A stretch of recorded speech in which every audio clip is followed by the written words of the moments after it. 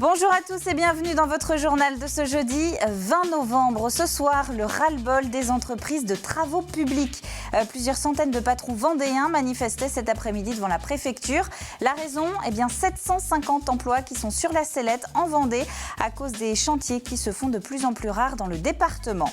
Un bon plan aussi ce soir, celui des bourses aux jouets qui permettent au Père Noël d'offrir des cadeaux à tout le monde en évitant de se mettre sur la paille, ce qui est plutôt utile par les temps qui courent. Et puis, Solène ne vit pas encore de sa passion pour le cheval, mais elle fait tout pour. La jeune cavalière gillo-crucienne est déjà une habituée des championnats de France. Nous sommes allés à sa rencontre en plein entraînement.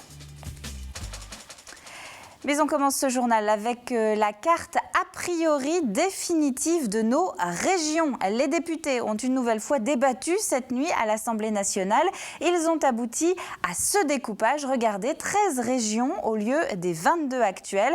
Alors nous concernant, vous le voyez, pas de changement. Les Pays de la Loire s'étendent toujours de la Mayenne à la Vendée. La Loire-Atlantique ne rejoint pas la Bretagne.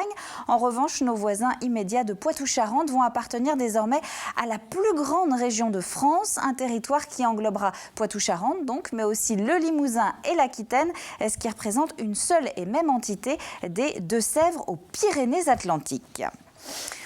À peine le fumier et les plumes déversées par les agriculteurs nettoyés que c'est au tour des patrons du TP de manifester devant la préfecture. Rassemblement de plusieurs centaines de personnes pour faire entendre là aussi un ras-le-bol avec des coupes de plus en plus importantes dans le budget des collectivités locales. Les commandes de chantier sont en chute libre. Pierre Dalicieux. 750 casques qui symbolisent autant d'emplois dans les travaux publics menacés dans les prochains mois si la situation ne s'améliore pas. Aujourd'hui, 1700 professionnels du secteur ont montré leur mécontentement, mais surtout leur crainte d'en faire partie. On a peur pour notre travail, on a peur pour nos prêts et tout. Si on n'a plus de travail, on n'a plus d'argent qui rentre. À 22 ans, sans emploi, pour retrouver un boulot maintenant, c'est un peu compliqué, quoi. Là maintenant, j'ai été embauché il y a 1 an et demi. Donc si c'est pour me retrouver sans emploi... Là, ça fait 29 ans que je suis dans la même entreprise. Et c'est vrai que ça fait peur de ne plus avoir de travail, quoi. Avec les baisses annoncées des dotations de l'État aux collectivités territoriales, beaucoup d'élus savent d'ores et déjà que le budget 2015 consacré aux travaux dans les communes risque d'être fortement impacté. Les projets qui étaient établis auront de la peine à se concrétiser dans les mois qui viennent, malheureusement. Ça représente quelle somme ? Oh, ça peut aller à plus de 20% environ. Il y a longtemps que j'ai tiré la sonnette d'alarme pour mon compte personnel. Pour 2014, c'est 100 000 € de moins. Résultat, les carnets de commandes sont en chute libre, de même pour les prix des prestations. Une situation inédite pour ces professionnels, peu habitués à descendre dans la rue. Aujourd'hui, les entreprises de travaux publics font face à une crise sans précédent. C'est la première fois que je vois ça, c'est la première fois en 25 ans de métier, c'est la première fois que j'ai l'occasion d'assister à ce genre de manifestation. Et c'est juste exceptionnel, tout simplement. On est dans une situation exceptionnelle. CDD non renouvelés, départ en retraite, baisse de l'intérim. Jusqu'ici, le secteur avait réussi à tenir le coup en évitant les licenciements massifs. Il semble qu'aujourd'hui, la situation soit bien différente. Et puis manifestation aussi ce midi devant le palais de justice de La Roche-sur-Yon. Là, ce sont les avocats qui protestent contre les projets de loi Macron et Taubira. Ils refusent notamment la création d'un statut d'avocat salarié en entreprise. En fait, cela autoriserait les juristes en entreprise à devenir avocats après un examen de déontologie sans pouvoir plaider pour autant. Les conseils sont également contre l'ouverture du capital de leur cabinet à des tiers. Pour le moment, il n'y a que les avocats qui peuvent devenir associés. Et puis, ils refusent aussi la fin de la territorialité de la postulation, ce qui est prévu par la loi Macron. Si le texte venait à passer, les parties pourront choisir des avocats qui ne dépendent pas du même ressort, du même territoire que le tribunal de grande instance où l'affaire est traitée, ce qui est impossible aujourd'hui. Il y a d'autres projets plus techniques, mais sur fond d'exaspération générale, pour une quantité d'autres raisons, en particulier l'aide juridictionnelle qui n'est toujours pas réformée et toujours pas abondée. Les avocats se mobilisent vraiment dans toute la France et veulent le retrait tout simplement de ce projet très mal préparé, sans concertation. Justice toujours avec l'arrivée d'un conciliateur aux herbiers, une permanence qui va permettre aux habitants du canton d'essayer de régler leurs problèmes de voisinage, de malfaçon de travaux ou encore leurs différends entre propriétaires et locataires à l'amiable sans passer par des procédures trop lourdes. Information et prise de rendez-vous auprès de la mairie des Herbiers. La mairie des Herbiers qui était hier soir le théâtre, là aussi, d'un rassemblement de Vendéens mécontents, principalement des parents d'élèves herbretais et des enseignants contre l'annonce de Véronique Besse en début de semaine. La maire des Herbiers veut abandonner le projet de création d'une 3e école publique sur la commune. Un cambriolage tous les 2 jours dans les exploitations agricoles vendéennes. C'est une moyenne, évidemment, mais c'est surtout une situation qui commence à vraiment fatiguer les agriculteurs. Ce n'est pas forcément du gros matériel qui est volé, mais des outils du quotidien qui, leur disparition mise bout à bout, finissent par faire beaucoup. Préfecture, police et gendarmerie viennent donc d'officialiser avec la coordination rurale et la confédération paysanne un dispositif de protection, concrètement, formation préventive ou encore simplification des démarches post-vol pour inciter les agriculteurs à se signaler sont prévus. On se rendait compte parfois qu'il y avait des hiatus ou que les impératifs de la production étant tels, l'agriculteur attendait le lendemain pour signaler les faits. Alors là, on se retrouvait avec des vraies difficultés puisque les traces avaient pu disparaître, les éléments de preuve aussi. Donc la Convention a pour but de mieux se connaître. Pour les agriculteurs et les exploitations qu'ils souhaiteront aussi de faire vérifier leur exploitation, leur façon de fonctionner par les gendarmes ou policiers spécialistes pour voir s'il y a des matières, des moyens d'améliorer la prévention. C'est la question du moment, celle qui doit en tout cas commencer à préoccuper pas mal d'enfants. Que demander cette année au Père Noël? Ou plutôt, qu'est-ce que je veux vraiment, étant donné qu'en général, les idées ne manquent pas? Eh bien, pour les parents, c'est autre chose. C'est plutôt la période où on se demande comment faire pour aider le Père Noël de manière la plus astucieuse possible. Eh bien, voilà peut-être une réponse. Edwige Richard, Thibaut Grasset. Ici, peluches, poupées ou petites voitures ont déjà eu des propriétaires et pourtant bientôt, certains se retrouveront au pied du sapin. Dans ces bourses, on trouve donc des jouets peu utilisés, peu abîmés et surtout à petit prix. Une solution qui séduit de plus en plus d'acheteurs et permet de faire plaisir à tout le monde le jour de Noël. Par rapport au supermarché ou autres magasins spécialisés, c'est vrai que ça n'a rien à voir. C'est avant Noël, donc ça permet de faire plaisir un maximum aux enfants, aux petits-enfants. Et puisqu'il n'y a pas d'âge pour recevoir, ces bourses sont également le lieu où l'on peut encore trouver des jouets pour les grands enfants. Les jeunes adultes, que sont mes enfants, cherchent beaucoup des objets des années 80. Donc dans ce genre de manifestation, on cherche ça et on trouve. À l'image des bourses de Dompierre-sur-Yon et de Némy le week-end dernier, ces bourses sont aussi l'occasion de donner une seconde vie à tous ces jouets qui, pour beaucoup, n'ont servi que quelques heures. C'est vrai que ça permet d'acheter des jouets de seconde main. Je trouve que le recyclage, c'est très bien. Il y a assez de gaspillage dans notre société aujourd'hui. C'est amplement suffisant dans nos temps actuels de pouvoir offrir une deuxième vie aux jouets. À 30 jours de Noël, ces bourses vont se multiplier. Ce week-end, ce sera donc au tour notamment de La Roche-sur-Yon, de Chavagne-en-Paillé ou encore de Montaigu. Et sachez qu'à chaque fois, vous pourrez faire des heureux. Les tout petits, bien sûr, qui ne vous en voudront pas d'avoir acheté de l'occasion, mais également tous ces jouets à qui, le 25 décembre, vous offrirez une seconde vie. Et comme tous les enfants ne sont pas encore égaux au pied du sapin, les rockers ont du cœur, remettent le couvert. Ça se passe demain soir pour la 6e année. En échange d'un jouet neuf d'une valeur minimum de 8 €, vous pouvez assister au concert des One Shot, de Belle de Jour et d'Epsilon. Ça se passe donc demain à partir de 20 h et c'est salle de la Conserverie à Saint-Gilles-Croix-de-Vie. Commerce, aménagement paysager ou encore fleuriste, les ados vont devoir commencer à réfléchir à leur orientation. Alors pour les aider, Vendée Métiers investit une nouvelle fois le Vendespace à la fin du mois. Ils seront représentés 300 métiers, une trentaine de filières pour y arriver, notamment celles en alternance. C'est tout l'intérêt de Vendée Métiers, c'est justement de ne pas oublier l'alternance et de montrer que c'est une vraie filière de formation qui existe, du CAP à Bac+5. Donc on a des jeunes sortant de 3e qui vont commencer ce parcours et qui peuvent aujourd'hui poursuivre ce parcours. L'apprentissage, c'est la façon à la fois de poursuivre ses études et en même temps d'apprendre un métier.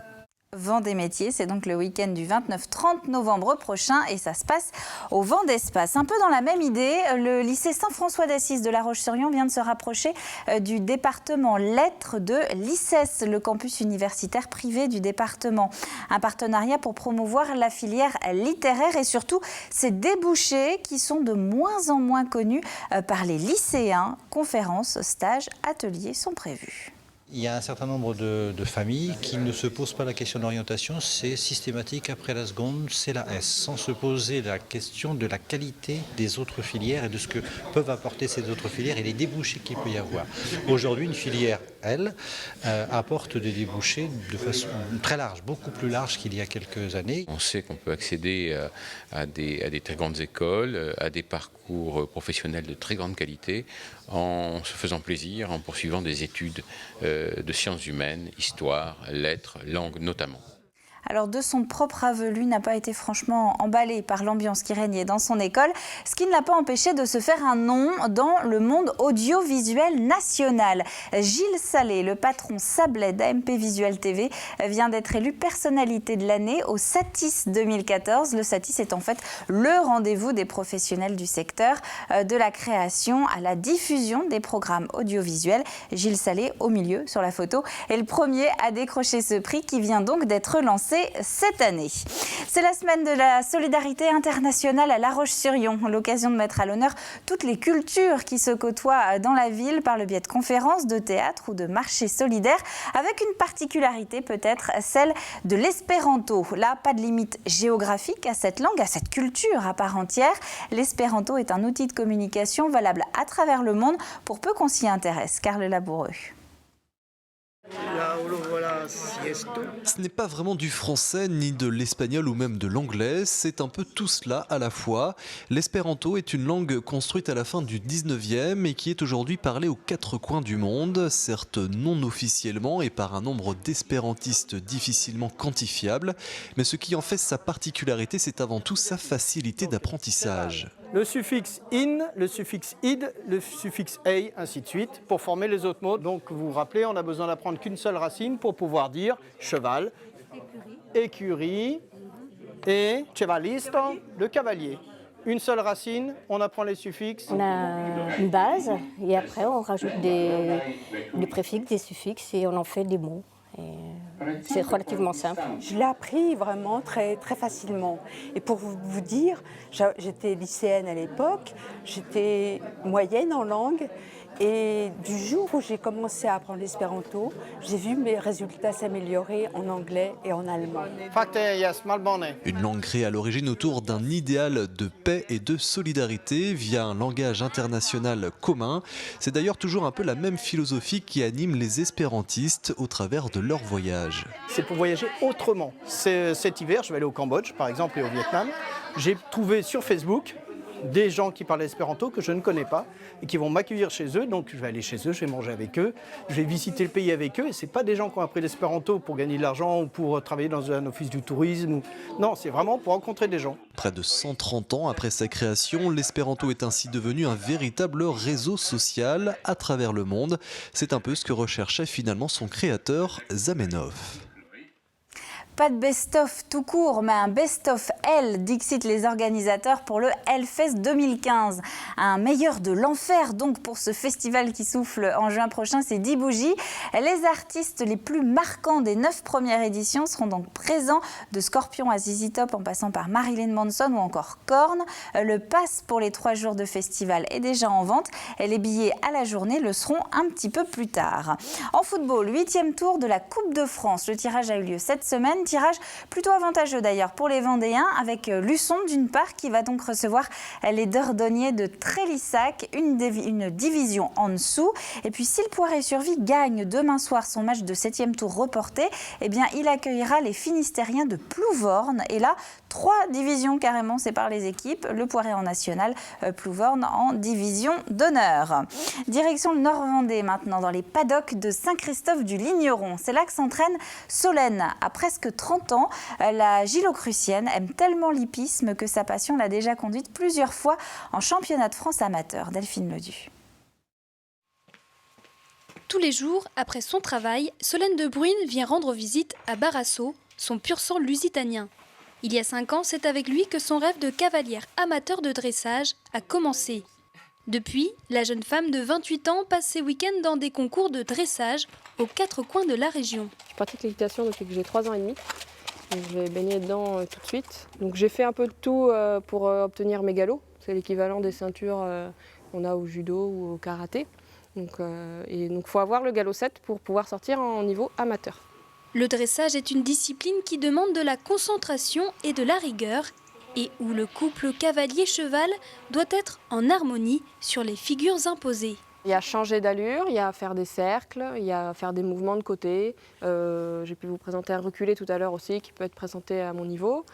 Des changements de direction aussi, donc tout est noté. Il faut présenter des mouvements, que ce soit le plus simple possible, que ça paraisse le plus facile possible plutôt. Et il faut qu'au niveau du cavalier, il faut qu'on ne voit rien, quoi. Les aides soient le plus discrètes possible. La compétition, Solène en a fait son cheval de bataille. Il y a quelques semaines, la cavalière a terminé sa saison par le championnat de France de dressage au Mans. Sur une trentaine d'engagés, Solène a terminé 13e. Je suis assez contente de mon cheval, il a fait son boulot, donc moi un peu tendue parce que l'enjeu est grand, donc du coup je stresse un peu, le cheval se retire, mais lui il était présent, moi j'étais un peu le maillon faible. En compétition, donc je sais à l'avance ce que je dois faire. Donc j'ai un texte à apprendre par cœur avec des figures de manège. Donc, je dois faire des cercles ou des mouvements de côté de telle lettre à telle lettre. Donc c'est comme ça que les juges peuvent juger mes mouvements. Coachée par Christelle Marie, cavalière professionnelle spécialisée dans le dressage, Solène reprendra la compétition en février prochain. Mais d'ici là, la jeune femme compte bien garder le pied à l'étrier. Et puis avant de passer à la météo, un mot encore de Lionel Régnier, notre dernier skipper vendéen encore en compétition sur la route du Rhum. Il est toujours ce soir 24e, il lui reste un petit peu plus de 1000 km à faire. Le temps de demain, donc un début de fin de semaine qui commence sous la grisaille et dans le brouillard, mais le ciel devrait légèrement se dégager au fil de la journée. Le bulletin complet, c'est dans un instant avec Armelle Pavageau. C'est la fin de ce journal, merci à vous de l'avoir suivi. Prochain et dernier point de la semaine avec l'actu vendéenne, c'est demain, évidemment, même heure. D'ici là, très bonne soirée à vous tous sur TV Vendée et à demain.